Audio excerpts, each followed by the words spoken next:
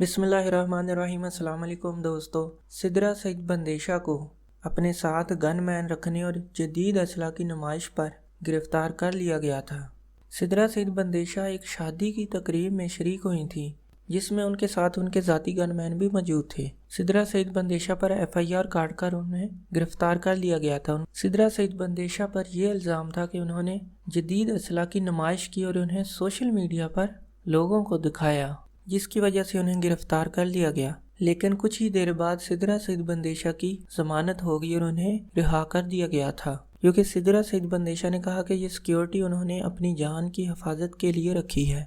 उन्हें अपने दुश्मनों से खतरा है कि जिस तरह उनके दादा जान, उनके वालिद और हाल ही में कत्ल होने वाले उनके भाई अब्दुर्रहमान बंदेशा को मार दिया गया है, तो उन्हें भी अपनी जान का खतरा है। इसलिए उन्होंने अपने साथ ये सिक्योरिटी रखी हुई है। सिदरा सईद बंदेशा ने कहा था कि अगर उन्हें हुकूमत अपनी तरफ से सिक्योरिटी फराहम करती है और उनकी जान और माल की हिफाजत करती है तो वो अपनी प्राइवेट सिक्योरिटी हटा लेंगी।